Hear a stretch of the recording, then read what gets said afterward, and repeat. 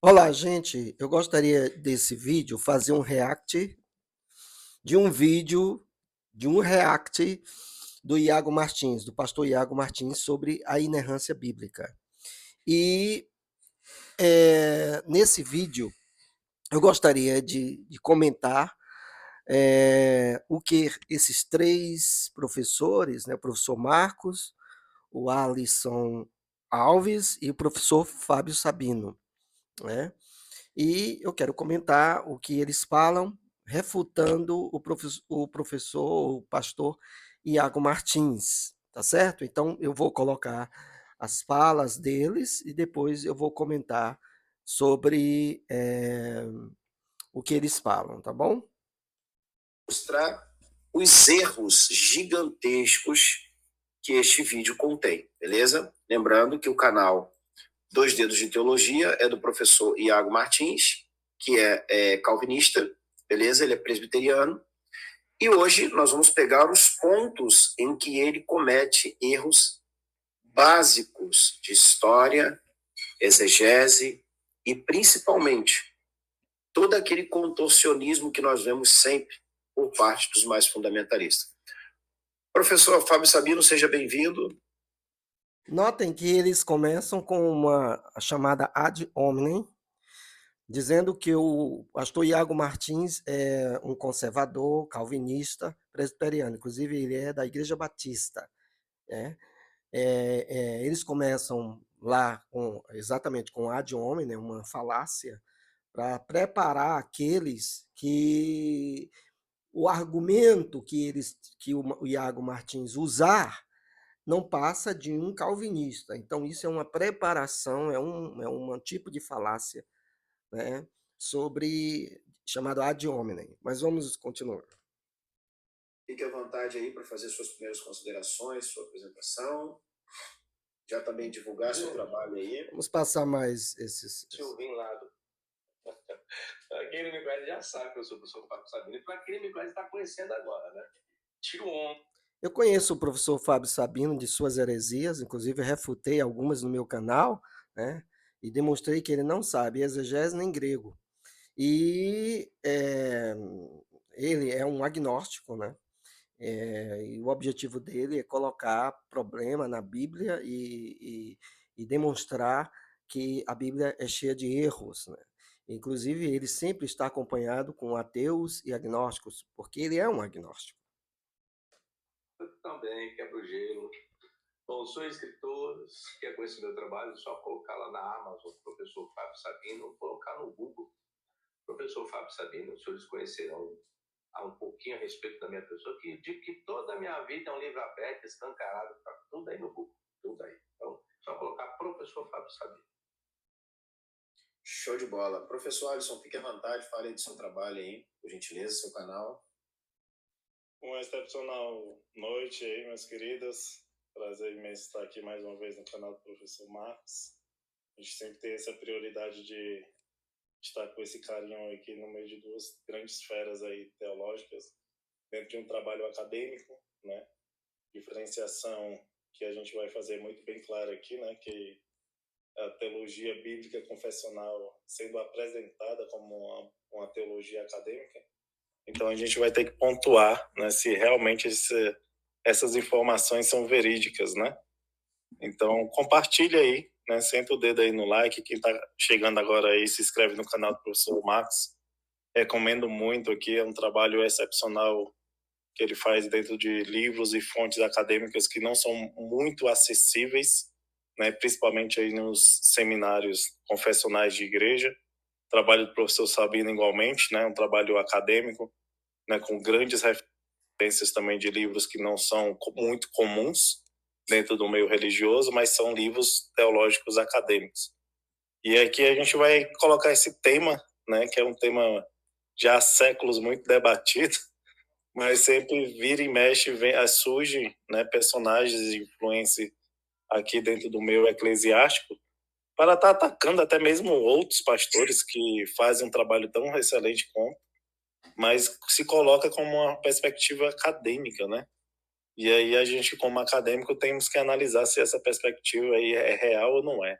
É acadêmico ou é meramente né, uma doutrina, né, eclesiástica aí, a qual ele defende dentro do âmbito pessoal. O pastor Alisson fala de academicismo, mas eu não percebi nenhum academicismo, já que eles não souberam algumas coisas importantes sobre a crítica textual.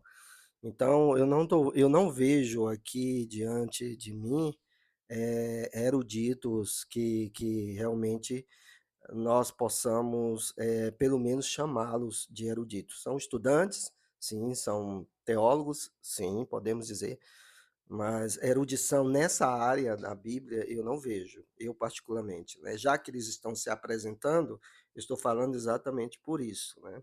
Exatamente por isso.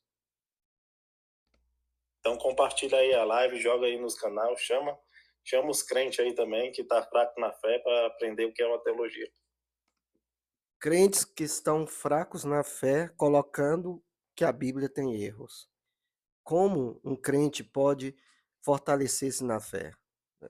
Ou seja, o pastor Alisson, eh, o professor Fábio Sabino é agnóstico, né? Mas o professor Alisson, que é o quê?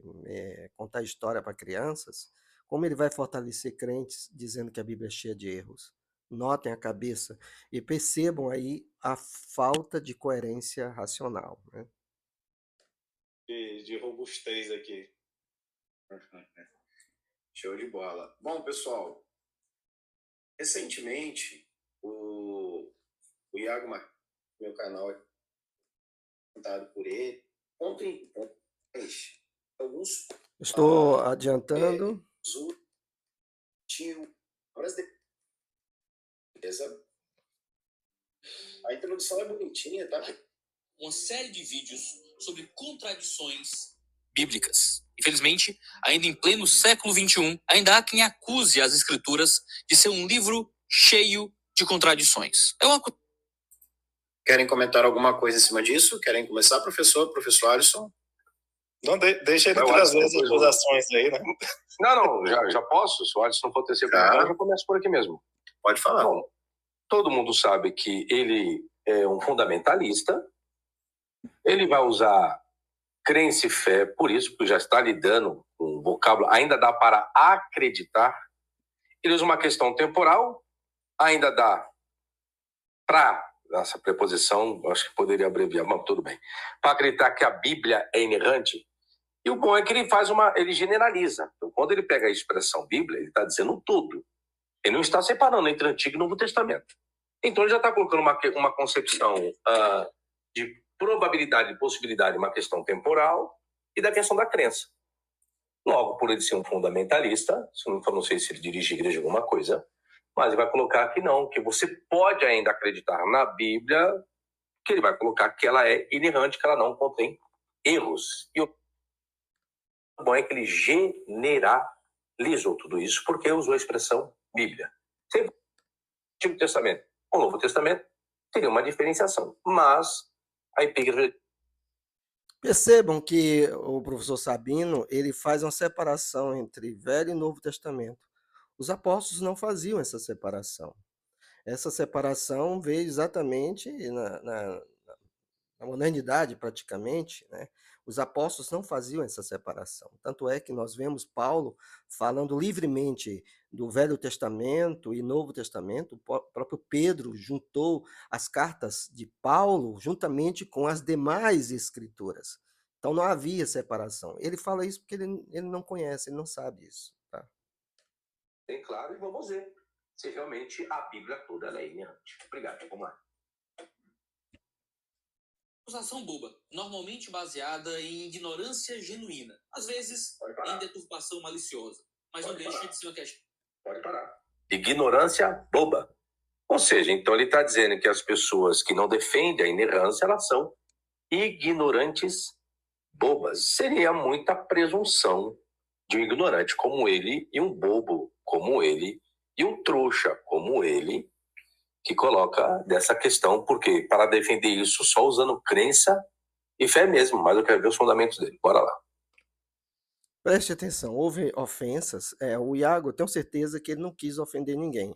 A palavra ignorância significa que não tem o conhecimento necessário. E eu vou provar que eles realmente não têm conhecimento necessário. Eu vou mostrar para vocês que há uma ignorância, sim. Ignorância significa não conhecimento. Não quis ofender ninguém, ele não apontou ninguém, como o professor Sabino apontou diretamente ao Iago. Ele não quis ofender. Depois, eu preciso explicar o que é crença que eles falam. Eles dizem o seguinte, que eles usam a razão e aqueles que creem na inerrância usam a crença. Mas ele não sabe o que é a fé cristã. A fé cristã usa a razão. Agora, eu digo que eles usam o fideísmo e não a razão, e eu vou provar para vocês que eles não usam a razão, nem usam, e eles desconhecem algumas coisas, desconhecem sobre manuscritologia, e eu vou mostrar para vocês, e o Iago está correto nisso. Há uma ignorância nessa área para dizer que a Bíblia tem erros. E lembrando aqui, boa noite a todos que estão chegando aí, tá? Lembrando aqui, quer tecer algum comentário, professor Alisson, antes de eu falar? Não, pode falar. Você falou que a gente ia analisar o argumento, só que aqui, nesse argumento que a Bíblia ela não é inerrante com pessoas ignorantes e bobas. Por isso que eu fiz a retribuição na mesma proporcionalidade. Apenas isso, obrigado. Ele diz, bíblicas. Infelizmente, ainda em pleno século XXI, ainda há quem acuse as escrituras de ser um livro cheio de contradições. É uma coisa... Então, aí, nesse ponto, quer comentar alguma coisa aí, ô professor Alisson? Acho que você queria comentar. Como ele fez essa questão, né, de chamar de ignorância genuína, Iago, com todo carinho, então você está chamando de ignorante genuíno todos os reformadores protestantes, né? Todos. Simplesmente todos.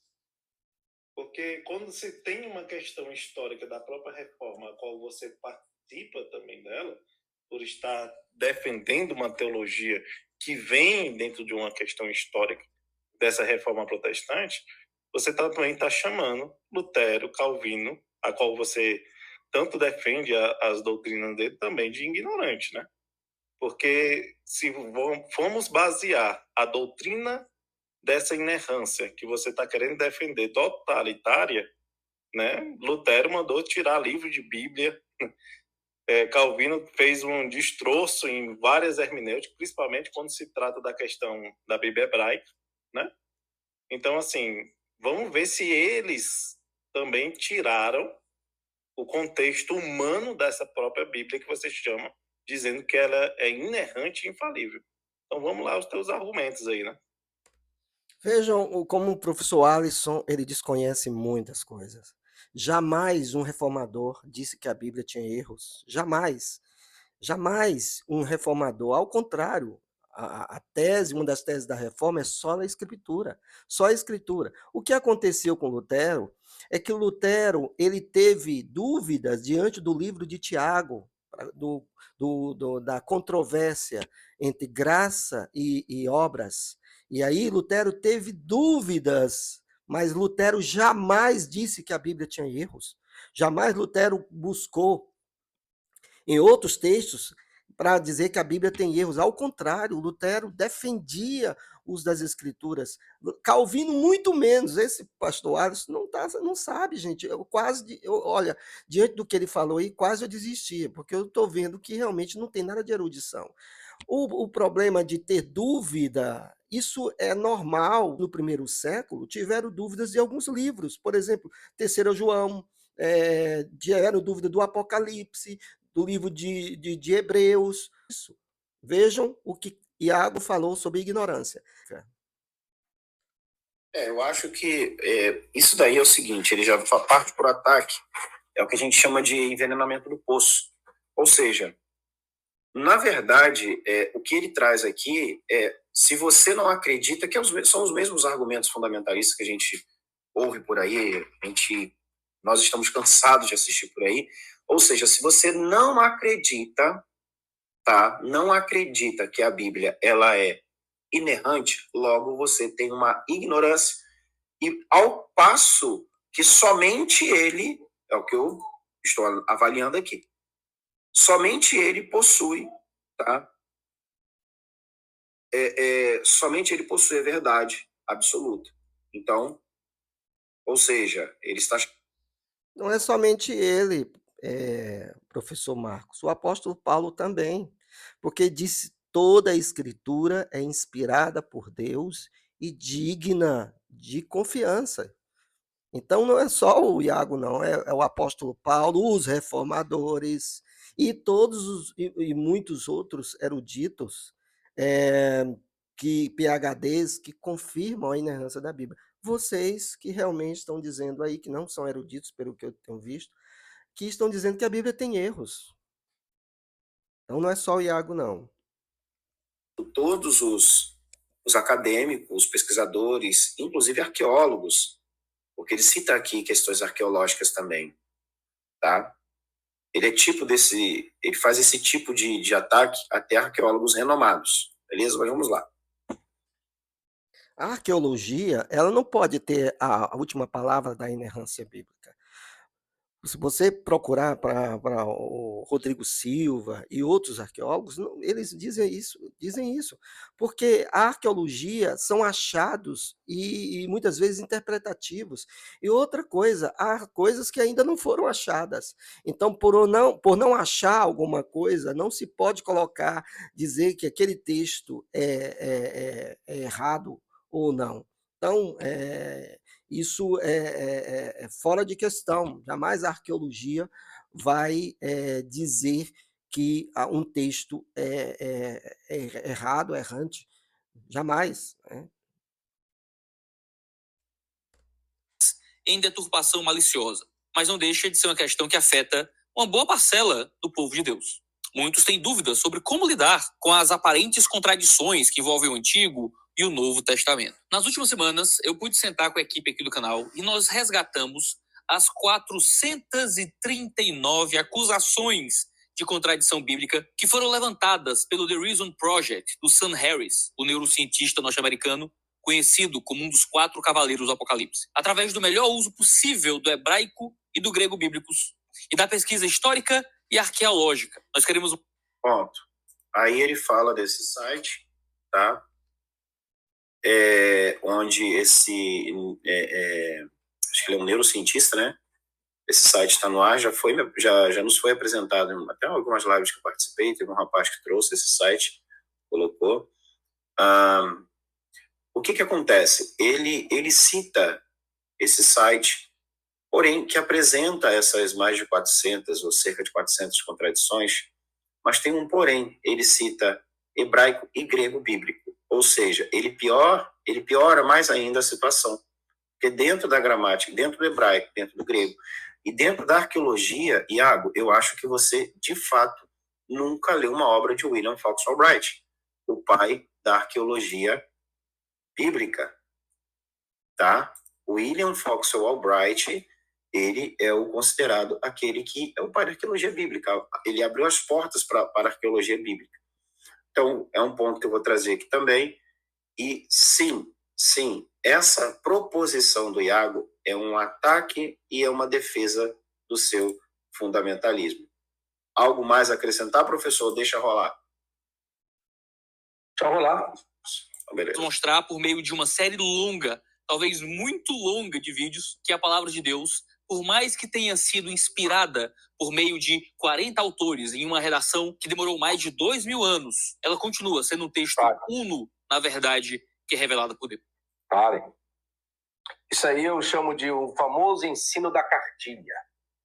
É sempre o mesmo linguajar, a palavra de Deus inspirada por mais ou menos 40 autores. Nossa Senhora!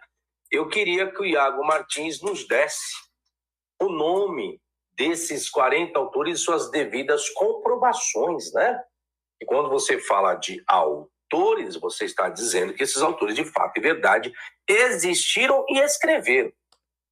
Preste atenção. Ele está pedindo comprovação que o Iago dê comprovação de autores da Bíblia que escreveram. Ou seja, vejam que coisa irracional. Se tem algo escrito, é porque houve autores. Isso é lógico, é óbvio. E alguns autores foram confirmados pelos próprios escritores bíblicos e até por Flávio Joséfo, que era historiador.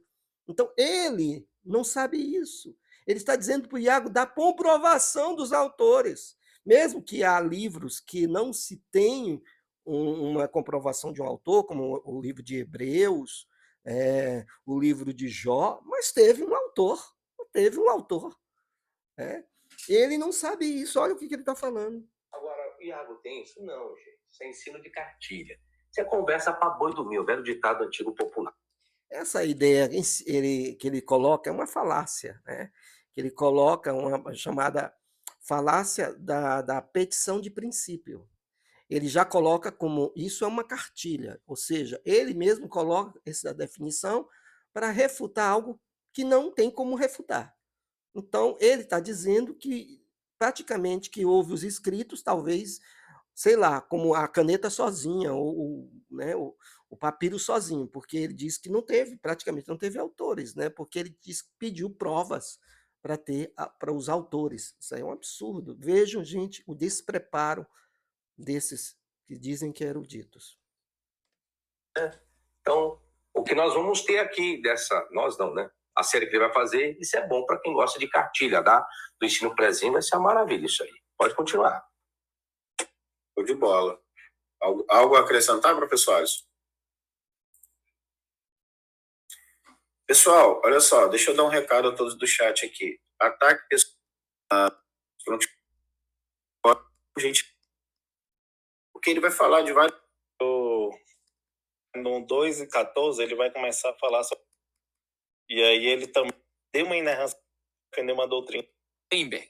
Ele diz que inerrância significa que quando todos os fatos forem conhecidos, as escrituras, em seus autógrafos originais e devidamente interpretadas, serão mostradas como totalmente verdadeiras em tudo o que afirmam, seja isso relacionado à doutrina, ou à moralidade, ou às ciências sociais, físicas ou da vida. Basicamente... Comentar em cima disso aqui, professor? Ele está pegando uma definição de um autor confessional, né, de um teólogo confessional do século XIX, a qual está colocando ali ciências sociais e física. Detalhe, a biologia ela se desmembra e a química também, vindo aí como essa ciência física lá no século XIX, tá bom? Então, será que a Bíblia vai ser sustentada? E eu gostaria de ele trazer um autor acadêmico, né, que traga uma metodologia de um método hermenêutico que se utilize dessas ciências para se fazer uma hermenêutica inerrante da Bíblia, né, de estar colocando as ciências sociais, as ciências físicas dentro da Bíblia como um processo hermenêutico, metodológico para a interpretação bíblica inerrantemente. Aí eu queria saber onde é que ele sustenta esse pilar aí também. E, gente, olha só o que esse rapaz está falando, que a biologia começou mesmo no século XIX, século XVIII, XIX, né? Ele não sabe que Aristóteles já fazia taxonomia muito antes dos animais. E o que o conceito está dizendo, ele pede uma base para a hermenêutica usa o contexto histórico e o linguístico. Nesse contexto histórico, pode haver o conhecimento biológico, conhecimentos das ciências sociais, é óbvio, e até da filosofia. Né? Então, existem muitos textos da Bíblia e que hoje a ciência está tratando, como Eva mitocondrial, a Pangeia, né, a origem da vida, a origem de tudo, e muitos outros estudos científicos. O Dr. Max Eberlin fala de vários, que a ciência, que a Bíblia está inserida nisso. Então, para conhecer realmente o contexto, é necessário o conhecimento disso. Então, dizer que a hermenêutica não usa isso é falta de conhecimento hermenêutico. Só me volta o texto aí, por favor. Qual o texto? O texto que está fazendo a leitura. Aqui. É a definição, é isso. É a definição. Vamos lá. Inerrância significa que, vamos fazer de hermenêutica, é o que ele está acreditando. Primeira questão temporal, quando? Generalização, todos. Fatos. Vamos parar com essa palavra. Gente, quando você fala de fatos, como diz o ditado, contra fatos não existem argumentos. Concordo. Então, inerrância significa que quando todos os fatos forem conhecidos, a pergunta é na primeira sentença. Quem do mundo, do planeta, comprovaram todos os fatos a respeito da Bíblia? Quem? Minha gente, escritos históricos, tem que confiar nas testemunhas, ele não sabe disso. Quando se fala fatos conhecidos pelo texto, é porque a quem escreveu era testemunha ou ouviu de testemunhas. Então eram fatos, sim.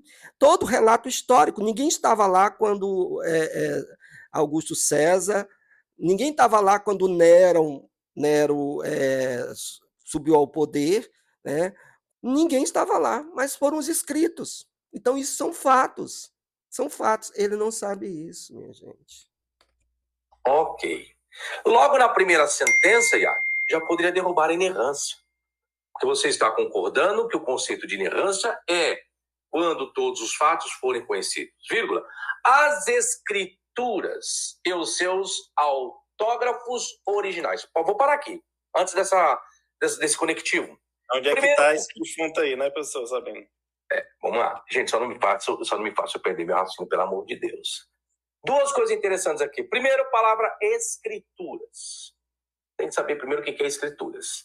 Aí outro problema, nós não temos autógrafos originais. Primeiro que nós não temos autógrafos. E seria uma redundância de falar autógrafos originais. Não sei que definição é essa da palavra. Notem, ele não sabe nem o léxico dos estudiosos da manuscritologia. Originais significa os textos, as cópias gregas, que as pessoas falam, aqueles que estudam os originais, que estudam o grego, os manuscritos, chamam-nos de originais. Eu mesmo estudei vários códices do Evangelho de Marcos e falava-se originais. Você pode ver Mestiger, Gilberto Pickling, são originais. Autógrafos originais significa os textos, os manuscritos que foram escritos pelos os primeiros escritos pelos autores, são os autógrafos. Originais quer dizer não dá aquele primeiro, significa cópias gregas. Eles não sabem disso, sabe por quê, minha gente? Porque eles não sabem manuscritologia, eles não sabem crítica textual. É por isso que o Iago falou que são ignorantes. Eu estou mostrando por quê. Ok. E devidamente interpretadas. Bom, o que é devido, logo se imagina uma ciência interpretativa. Serão mostradas como totalmente verdadeiras em tudo que afirmam. Olha o que ele está dizendo. Que toda a afirmação daquilo que foi comprovado pelos seus autógrafos é a verdade absoluta. Isso você desconstrói a questão da própria estrutura de uma narrativa.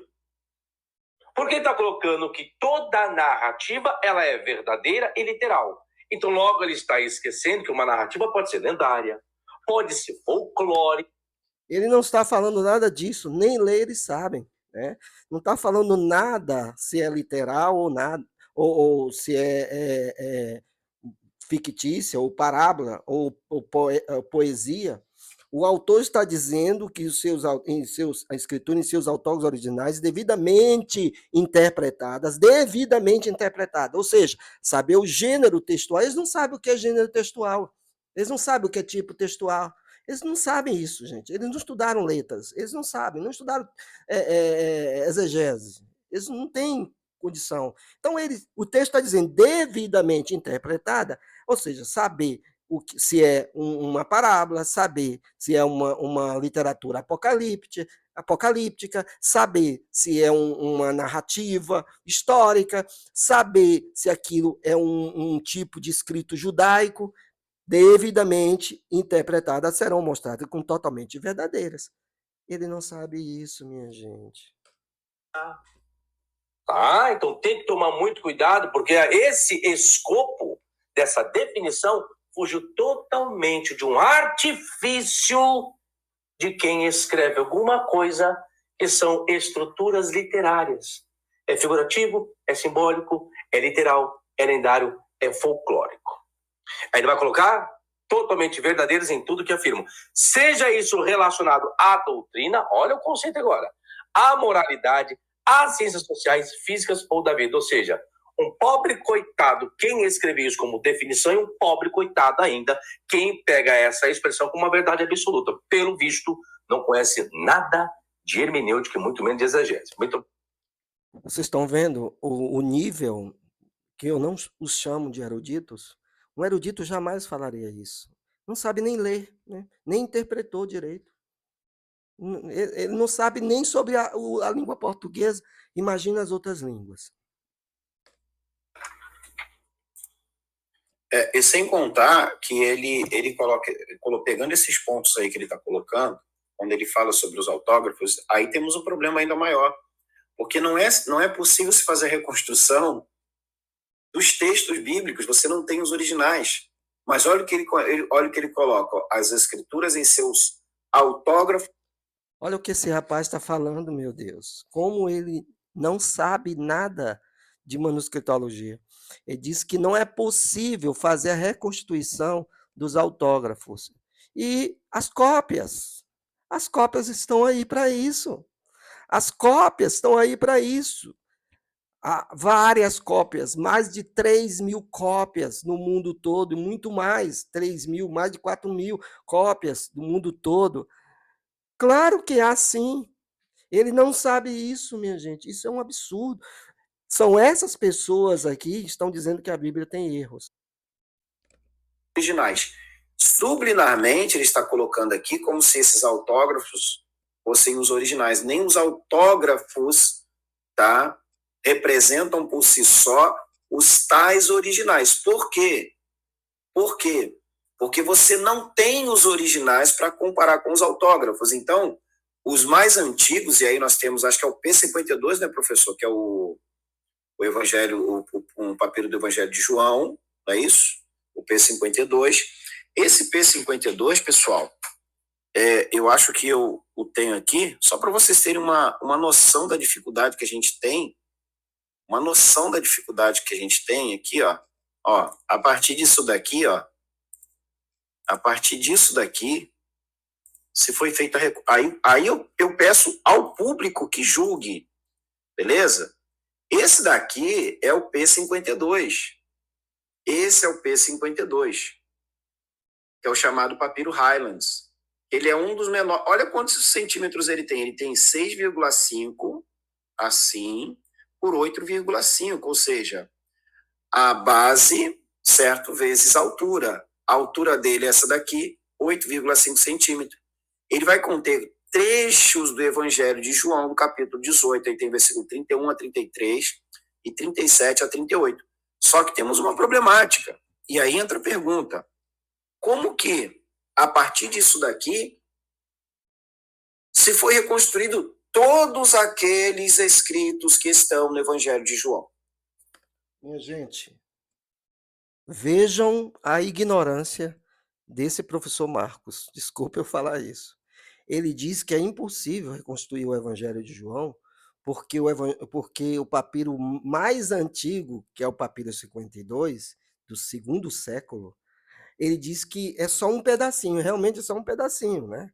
Do Evangelho de João, capítulo 18. Aí ele diz que não tem como escrever o Evangelho de João com esse pedacinho do papiro de 52. Vejam a falta de conhecimento desses professores. Ele não sabe que existem outros manuscritos do quarto século, com o Novo Testamento completo, o Códice Sinaítico, o Códice Vaticano, ou outros códices até do terceiro século. Né? Há manuscritos em todo o mundo, na região do Mar Egeu, e de famílias distintas, das cópias de famílias distintas. Ele não sabe isso. Então ele diz, pelo pedaço de papirozinho do papiro 52, ele diz que não é possível escrever o Evangelho de João. Ele não sabe desses manuscritos do Códice Washingtoniano, que é do IV século também. Ele não sabe isso, e por isso está dizendo que a Bíblia não pode ter sido escrita dos originais. Minha gente, olha o nível. Mas são eles que estão dizendo que a Bíblia está errada. E dizem que nós temos crença, e eles têm razão. Não usam a razão, nem conhecimento. Foi essa pergunta, professor Fábio Sabino e professor Alisson, que eu fiz aquele dia, lá na live do Antônio Miranda, porque como que alguém conseguiu fazer a reconstrução de todo aquele texto a partir desse texto aqui, sendo o mais antigo? Qual a lógica? É porque eu queria entender. Porque se você só tem esse daqui, mas tem a tradição oral, beleza. Mas aí como que você vai saber o que é ou não original, o que estava ou não sendo escrito pelo próprio escritor, propriamente dito? É isso que eu quero entender, Iago Martins.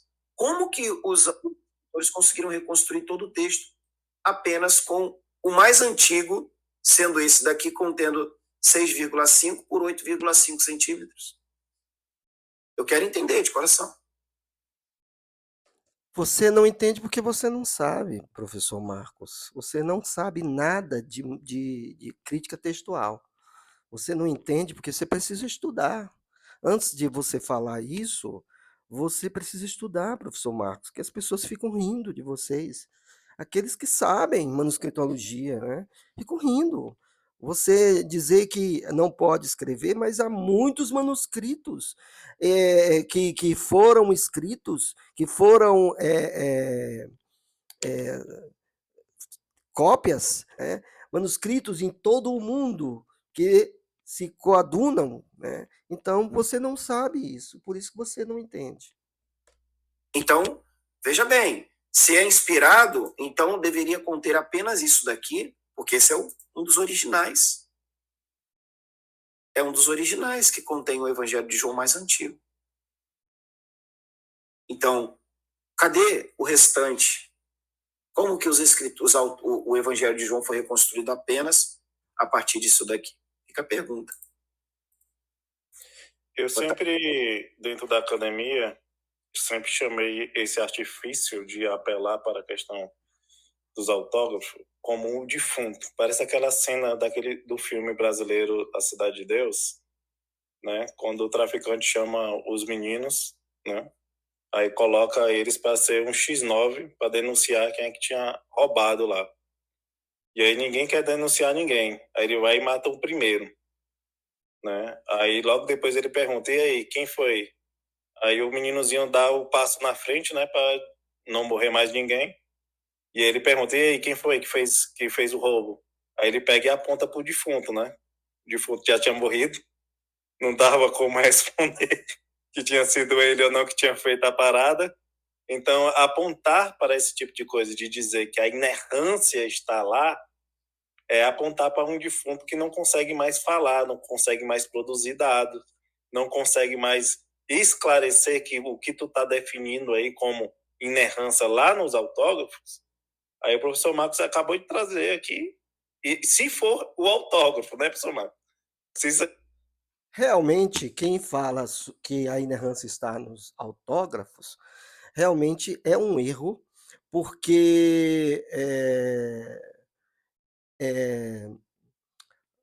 a inerrância está nas cópias. Nas cópias, existem cópias que nós podemos confirmar o texto original, nas várias cópias. Para isso que existe a crítica textual. Existem vários tipos de textos que você pode colocar esses textos e você pode comparar.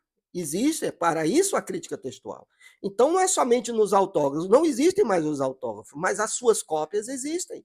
E as cópias das cópias, e que essas cópias independentes de vários lugares comparam e pode-se ter o original. O original, que é aí que entra o original grego, né? Que eles não sabiam essa palavra, a diferença entre original e autógrafo. Não foi uma cópia da cópia. Então, assim, fica o que, Iago, nisso daqui? Né? A sua definição de inerrância já vai caindo por aqui, né?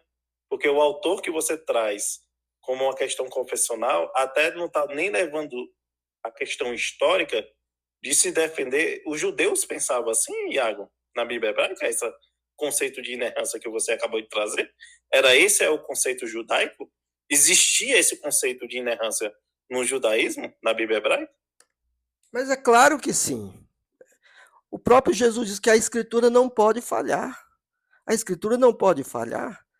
O próprio Jesus falou isso, né? Os profetas falaram da palavra de Deus, que não volta vazia. O profeta Isaías falou da palavra de Deus não volta vazia. O judeu tinha essa visão, sim, da inerrância das Escrituras, mais do que no Novo Testamento. Tanto é que quase não se tem problema nas cópias do Velho Testamento, do tamanho cuidado que o judeu tinha de fazer as cópias, já diferente do Novo Testamento.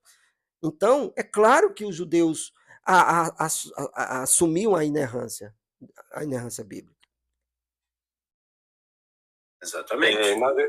Na verdade, isso é um conceito de um lunático, tá? O que acontece, gente? Nós estamos em 2024, o segundo milênio. É pena que ninguém aqui vai sobreviver ao terceiro, quarto, quinto, sexto milênio.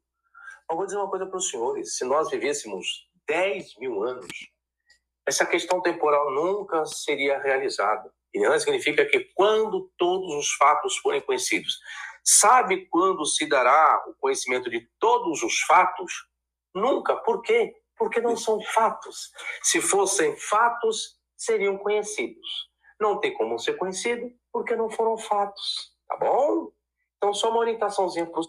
Ele não entendeu que se todos os fatos conhecidos pelo texto, a inerrância significa que quando todos os fatos forem conhecidos, as escrituras em seus autógrafos originais devidamente interpretadas serão mostradas como totalmente verdadeiras.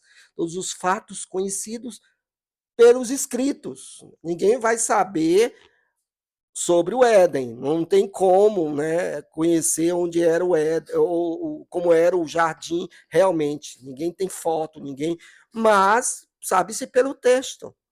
Sabe-se pelo texto e algumas coisas do Novo Testamento pela arqueologia, exatamente porque estão lá em Israel. Né?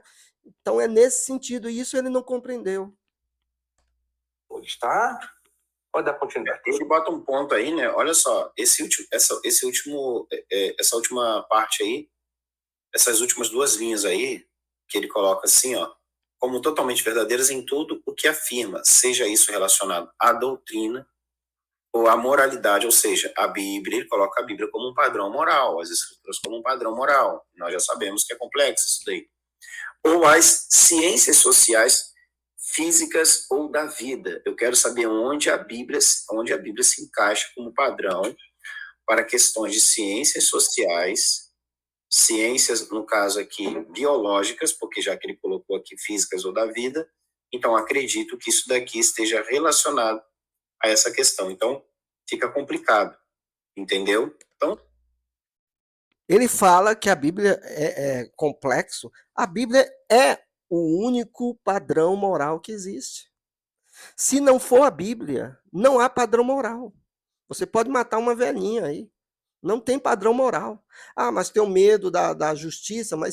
Então, quer dizer, se você estiver numa ilha, sozinho, sem justiça humana nenhuma, você mataria a velhinha? Porque não há padrão moral. Não há padrão moral sem a Bíblia. Somente Deus revelado é que dá o padrão moral. Isso, inclusive, é reconhecido até por ateus famosos. Dawkins também reconhece isso, essa dificuldade. Não há padrão moral. E mais sério ainda, não há como explicar o raciocínio. Se a Bíblia não for verdadeira, se a Bíblia for errante, se ela tiver erro, não se pode dizer nada da Bíblia confiável, porque se há erros na Bíblia, então como saber onde há erro e onde não tem erros? Então, anula-se a Bíblia, então anula-se a base do raciocínio, ou seja, a nossa mente é apenas uma junção biológica que não é confiável, ou seja, os argumentos deles caem por terra, qualquer raciocínio cai por terra, qualquer lógica, porque a base da lógica é somente a Bíblia. O raciocínio é a Bíblia que dá, é Deus que nos dá a base do raciocínio. Porque se nós fazemos um raciocínio, um silogismo, é porque nós já sabemos que esse silogismo é verdade. Nós já sabemos. Até a uniformidade da ciência, a base é a Bíblia. Não tem outra base. Não tem outra base. Então é claro que a Bíblia é a base moral. Não tem outra. Não tem outra. Vamos tocar aqui para ver, né?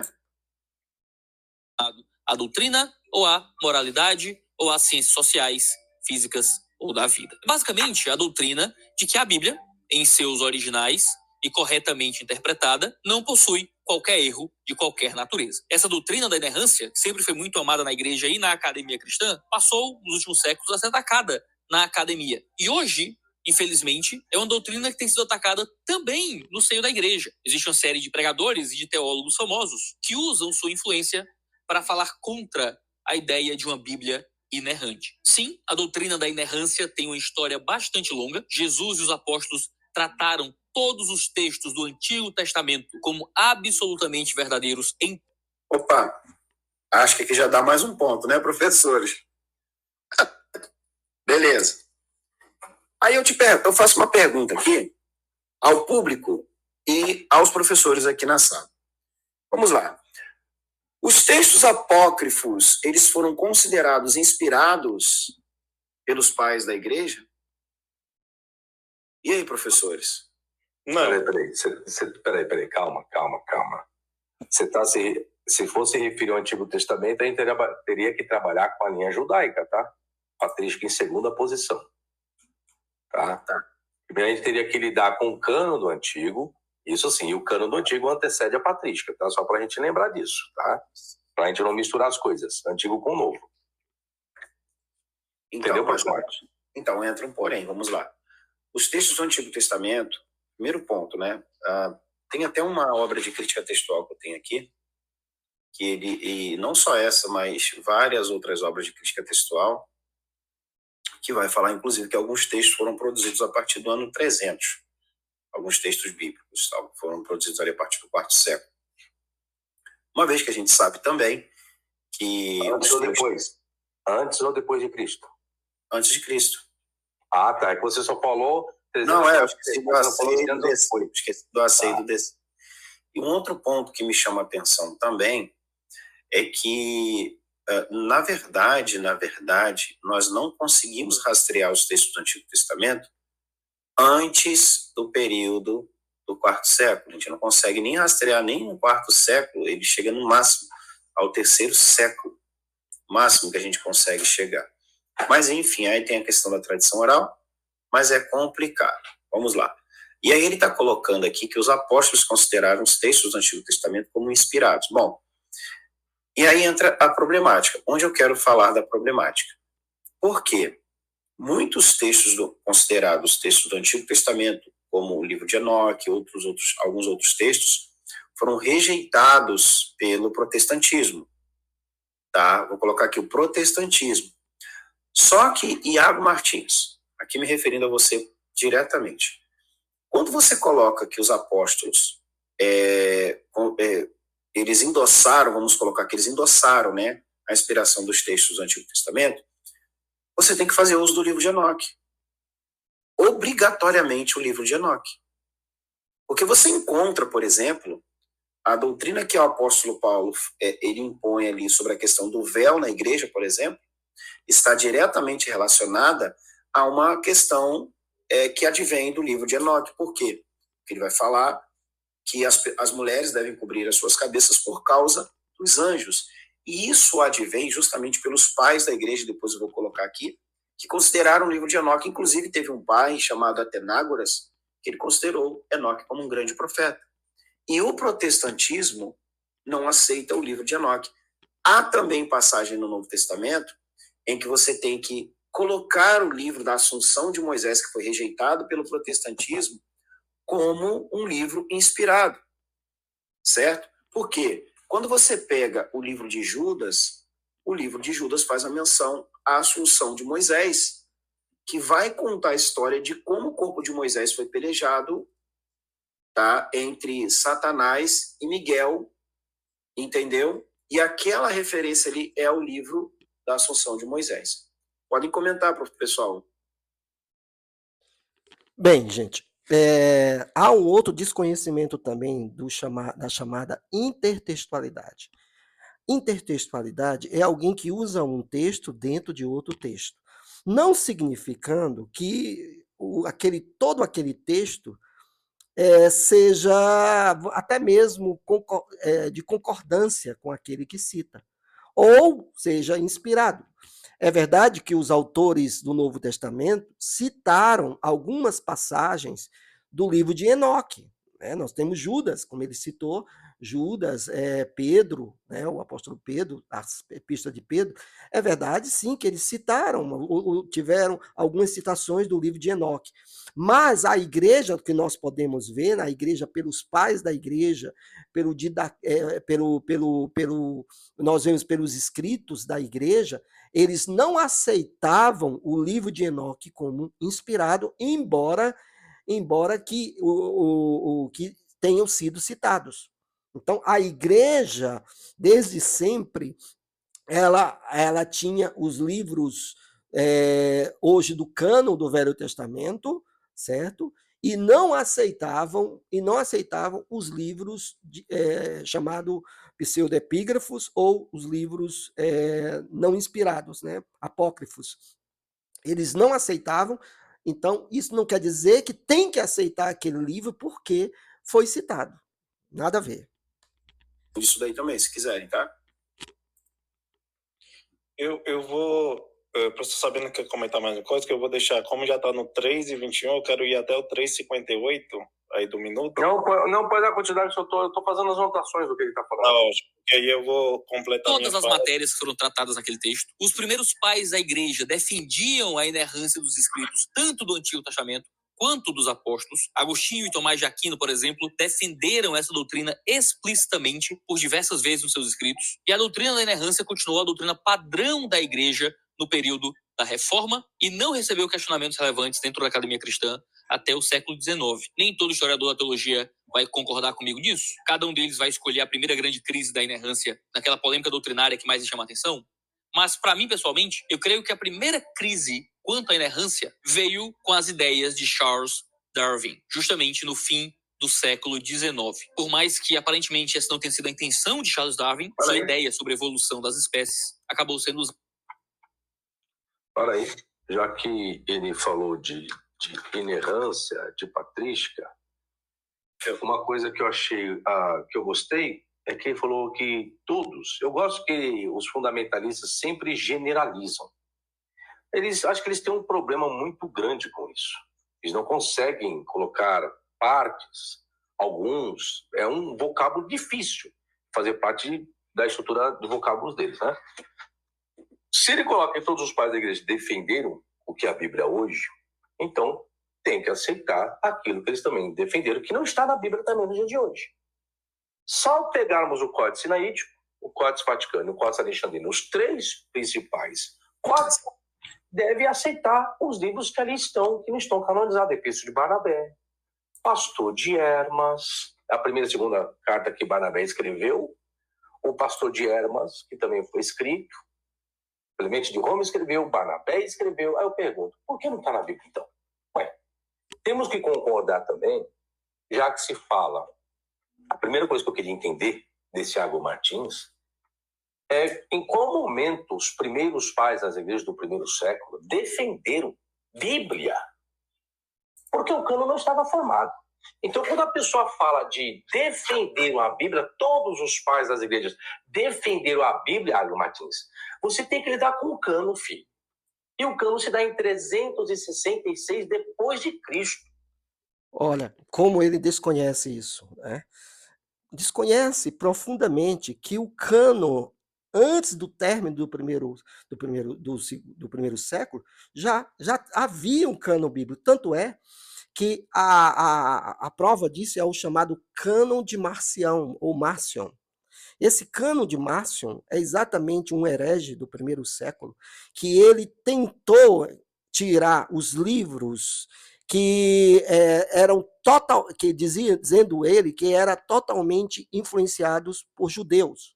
Então ele fez um cânon, tirou os livros do cânon e ele fez o seu próprio cânon já no primeiro, próximo do primeiro século. Então, já no primeiro século, quem fala muito bem isso é o Dr. F.F. Bruce, uma das autoridades de literatura em vários livros que ele fala. Ele não sabe isso. Essa história de dizer que o cânon foi formado só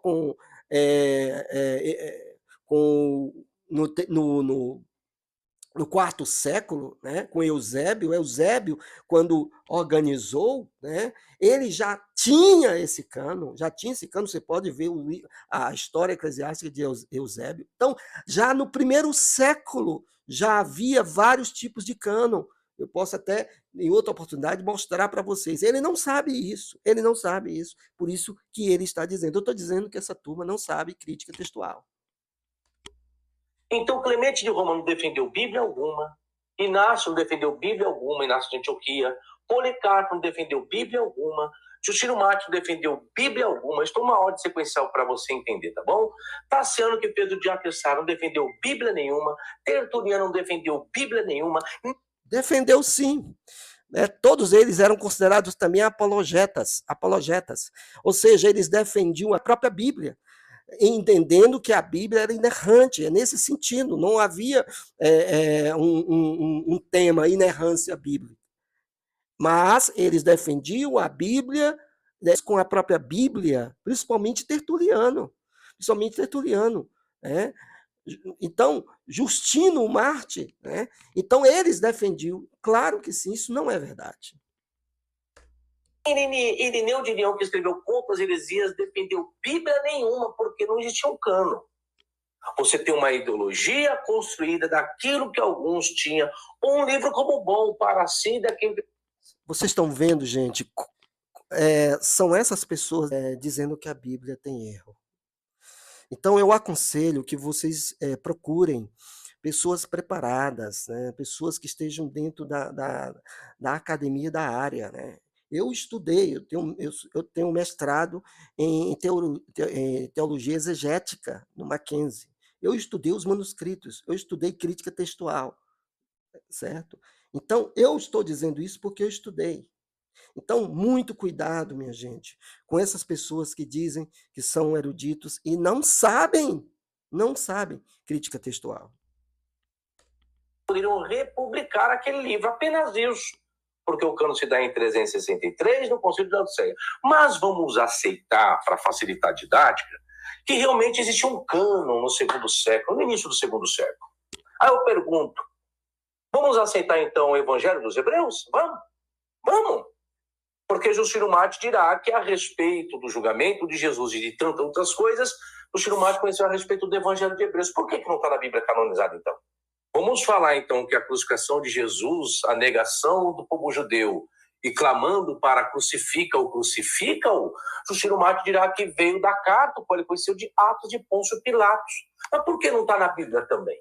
É o pai da igreja. Então agora não dá para... Os pais da igreja, eles não são definidores das escrituras. Realmente, os pais da igreja, eles fundamentam acerca das escrituras pregadas, e é claro que existem muitos pais da igreja que tiveram algumas doutrinas questionadas, né? Mas, por exemplo, o livro de Hebreus que ele falou, realmente houve um questionamento até chegar no cânon realmente, mas a igreja aceitava o livro de Hebreus como inspirado, porque há inclusive lecionários eram lições da igreja que ainda foram, que ainda existem em museus, lecionários que falam do livro de Hebreus. Então, os pais da igreja, eles não definem aquilo que é inspirado ou não. Mas o interessante é que nesse período, quando chegou nos anos 300, né, que já tinha o cano, como eu falei para vocês, há várias bases canônicas, como principalmente o cano você sabe isso pelo cano de Marcião, né? Tentado por ele. Quando Eusébio fez o cano, que a igreja já tinha esse cano, já oficializou, Eusébio apenas oficializou o que a igreja já tinha, o livro de Hebreus não havia mais dúvida. É incrível isso, né, Alisson, né, professor Marcos? Agora não dá para generalizar, né? Os livros que não foram canonizados. Interessante isso. E por isso que eu falo, ensino de cartilha é isso, infelizmente. O que se pode pensar é o seguinte, há manuscritos, quando os manuscritos eram achados com outros escritos. Eu vou dar um exemplo disso, os manuscritos de Qumran, do Mar Morto. Os manuscritos de Qumran, há muitos outros escritos dos essênios.